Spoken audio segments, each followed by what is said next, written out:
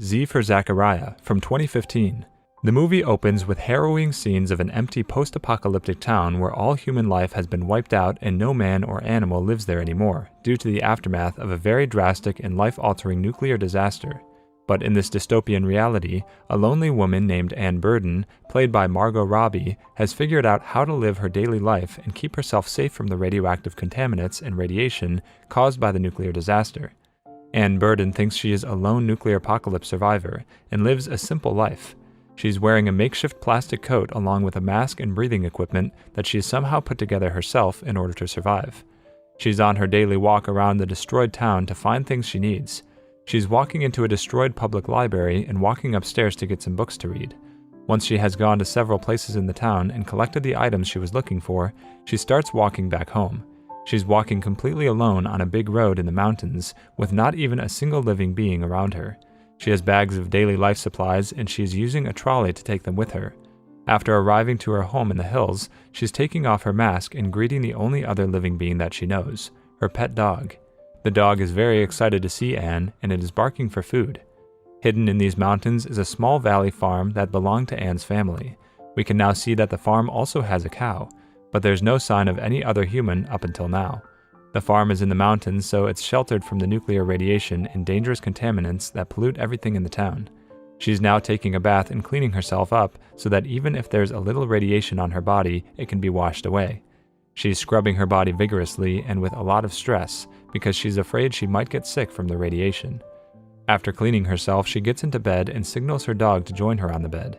She's lonely and has only her animals to talk to. She's able to survive and keep her animals alive because her farm has a water supply that comes from inside the ground, so it is not contaminated by radiation. One day, Anne is doing her daily chores along with her dog like she does every day. She's fixing the wires on her fence and goes into the woods to check some traps she's deployed across the forest ground to catch small animals and use them as food for herself and her dog. As her dog smells blood and fur from one of the traps, he follows the scent in the air to catch the animal, and Anne starts following him so they can catch the injured animal and slaughter it for food. Instead, Anne makes a startling discovery. As Anne walks down the hill onto the road, she sees a very unique and strange-looking vehicle that looks like nothing she's ever seen before. She becomes nervous, but she moves forward with caution. She has a gun and her dog for her defense if anything goes wrong. She approaches the vehicle and sees signs of human life. She sees fabric, clothes, and other scientific equipment, which leads her to believe that this is man-made stuff, and another human must be nearby. She retreats back into the grass and pulls her dog with her. They hide in the safety of the grass and see what is about to happen next. A man wearing a very odd-looking white anti-radiation suit approaches the vehicle and starts pulling it like a buggy. As the man is moving along the road, he has completely no idea that he is being followed, but Anne is following him from inside the trees, with silence and stealth. Anne is curious and nervous, and she steadily observes as the man starts taking off his suit. He looks very frustrated, and as he takes the suit off, he's wearing another white space-like garment underneath. The man is clearly very upset because he thinks he is all alone in these giant mountains. He looks down onto the valleys and screams at the top of his lungs. When Anne descends down from the woods onto the road, she sees that the man is gone again. She follows the man, and to her shock, the man is bathing in a waterfall stream that comes from the radioactive contaminated town. The man thinks the water is fresh, but it is actually water that contains radioactivity. Anne yells at him to come out of the water. The man gets very frightened because he did not expect any other person to be there.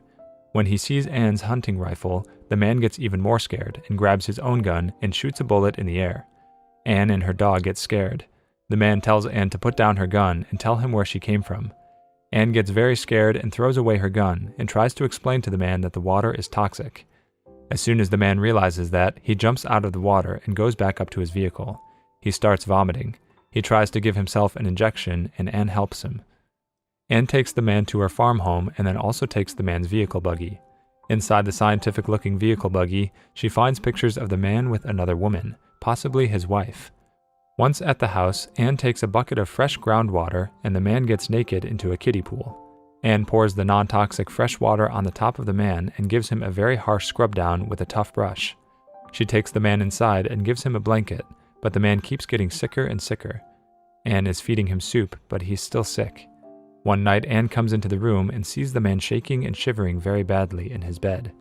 Anne is worried if the man will recover or if he will die from the radiation. Slowly, the man starts to recover and learn things about Anne's simple and rural life. The man is stunned that there's this beautiful area perfectly protected from nuclear contamination. As he's recovering, he tells Anne that his name is John Loomis, and that he is an engineer who has walked from a distant government bunker shelter to look for other people. He was all alone and only had his medicines and his equipment in his vehicle. At Anne's farmhouse, Loomis starts learning things about her life and how she sustains it, while he also starts teaching Anne things that she doesn't know. Loomis recovers his solidarity and, step by step, turns out to be important for Anne's unassuming farm life. He helps Anne siphon diesel from nearby oil siphons and gets the homestead's long-neglected work vehicle racing to grow her nurseries for the colder time of year. Anne tells Loomis about her father and her brother, who went out one day to look for other survivors to bring back to the farm so they can work together to create a good community, but they never returned, and she was left alone. Loomis guesses hydropower may be produced from the close-by waterfall that almost killed him. He says that utilizing a water wheel molded from the Burden family church's boards and shafts will help them generate electricity and get the freezers running so they can stock up some food for the winter instead of starving and freezing. Anne is awkward with this proposition because her dad was a preacher in that church, and that church holds great sentimental value for her and her Christian beliefs. Loomis momentarily respects her opinion and decides to not seek after the undertaking any further. As their friendship grows, so do the tensions between them. One night while walking out of the bathroom, Loomis momentarily stops and looks at Anne's open bedroom door. He looks at her legs and admires her beautiful figure. He has not been with a woman for a long time, and Anne's body is grabbing his attention. However, he snaps out of it in a few seconds and goes to bed. Anne and Loomis develop a closer and closer relationship every day. Together they are preparing the farmland for crops and preparing for a long, comfortable residence at the farmhouse, since it is only the two of them now, and Lord knows how long they will have to live together. Although they are good friends, there are spats between them every now and then, mostly concerning religious beliefs, and Loomis has also started drinking. Loomis has found alcohol at nearby abandoned stores, and he decides to start drinking and often remains drunk during the middle of the day. Anne and Loomis are good friends, but they are also man and woman who have not seen other people in a long time. The sexual tension between them is rising, and they both know what is going to happen soon. Anne and Loomis come very close to having sex and starting a sexual relationship between the two of them, but Loomis breaks the tension and stops the sexual act from taking place. He believes they need to focus on survival, and initiating a sexual relationship will distract them from that and change things. He says he needs more time to think about it. Soon enough, mysterious things start to happen in the house. All of a sudden, food supplies start going missing, and it starts to alert Anne and Loomis. Soon one of them spots a quick-moving shadow in the house, and they think it is just their imagination, but soon enough they realize that it is an intruder. A third survivor has found the farmhouse, and he is finally introduced to Anne and Loomis. The man's name is Caleb, and he is instantly welcomed into the farmhouse by Anne, who thinks she will now have more help with the work, and the stockpiling food supplies for winter will become even easier now. However, Loomis and Caleb do not get off on the right foot, and from the very start, there's resentment between Loomis and Caleb.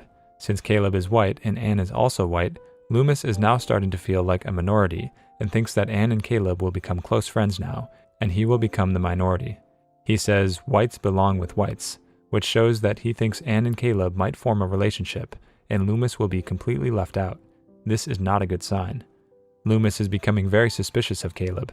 He's starting to question Caleb's backstory, and thinks that Caleb has a different mission and different motives, and that Caleb might actually want to hurt Anne and Loomis. Caleb talks to Anne and enthusiastically tells her that he shares the same Christian faith as Anne, and that brings the two closer together. This further leads Loomis to believe that he's being left behind. However, soon the three settle into their farm lifestyle well enough, and Loomis and Caleb also start becoming somewhat frank with each other and start being stable. Both of them sit together and share stories of the horrifying things they witnessed in the post-apocalyptic world before finding Anne's farmhouse. They both start relating to each other's stories, and tensions between them seem to settle down momentarily. During these stories, Loomis decides to share a secret with Anne.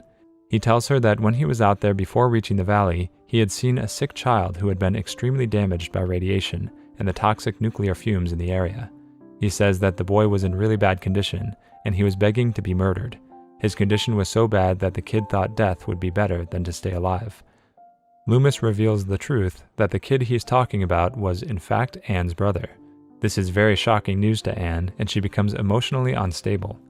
Later, Loomis also confesses to Anne that he could not leave her little brother in such misery, so he did as the kid asked him to do. Loomis murdered Anne's brother so he would not have to live a life full of endless suffering, pain, and bodily damage caused by the toxic nuclear radiation. This incident changes Anne, and she starts to think differently and becomes emotionally vulnerable. During this, Caleb starts to put pressure on Anne that must allow Caleb and Loomis to start working on the turbine that they will use the waterfall to generate electricity for the farmhouse. Anne agrees finally, and they start the work to tear down the church that once belonged to Anne's father, and turn the materials into a hydropower turbine that will help the trio stay warm and well fed in the upcoming harsh and freezing cold winter season. Since work has started on the turbine, Loomis seems to be in a forgiving mood, and he gives Anne a positive signal that if she wants, she can start a romantic relationship with Caleb without having to worry. However, he still makes negative remarks to Anne and makes it known that he will be hurt and angry on the inside, that he's losing Anne to Caleb.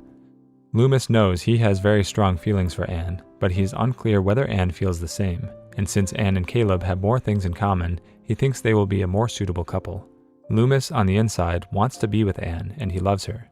After this, the three of them start having a celebration dinner for the work that has started on the hydroelectricity project. During the dinner, Loomis drinks heavily and becomes fully intoxicated. Anne is still confused about whether she wants to choose Caleb or Loomis as her romantic and sexual partner. In a heavily drunken state, Loomis confesses in front of Caleb that he loves Anne very deeply, but he is able to do nothing about it since he's so drunk. Anne tries to help, but he passes out in a bedroom in Anne's home. Anne wants to spend time with Loomis since he told her that he loved her, but to no avail.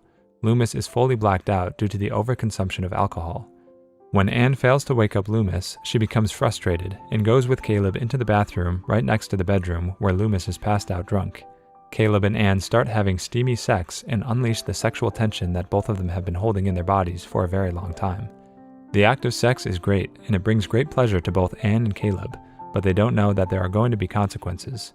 After Loomis finds out that Anne and Caleb had sex, the tensions in between Loomis and Caleb become very bad. Loomis starts resenting Caleb very badly, but still stays composed because they have to finish the hydroelectricity project together. The turbine has been built, and it is finally time to place it at the top of the toxic waterfall so the turbine can spin with high speed and generate enough electricity to run the farmhouse. Caleb is wearing the heavy radiation suit as he's using a rope to climb up the side of the waterfall. The rocks are very slippery, and there are several moments where Caleb slips very badly and almost falls down. The turbine is in place now, but Caleb is still slipping, and if Loomis tries to help, they will both fall down in the toxic lake and die. During the slip, Caleb knows what is best to do. Caleb and Loomis look at each other in the eyes, as Caleb is hanging loosely off the edge of the cliff. Loomis and Caleb are both shown to be holding the rope as Caleb is dangling. The scene ends, and Loomis comes back to the farmhouse all alone. Caleb is nowhere to be seen. When Loomis returns to the farmhouse, Anne has no clue what has happened at the waterfall. Anne apologizes to Loomis about the sexual incident, but she wishes to maintain her relationship with Caleb. Loomis tells Anne that Caleb has left the farmhouse to look for other livable places and other survivors. Anne is completely broken-hearted to hear this news. She runs and runs in all directions to look for Caleb, but she is not able to find him anywhere. She becomes completely taken over by sadness and goes into a complete state of shock and silence. The farmhouse light comes back on. Anne sees that Loomis moved the church organ and pews into the barn. She starts to play a hymn on the organ. She looks at Loomis in a very distrustful way as the movie ends. To watch more explanations of these kinds of movies, click on the thumbnails on your screen,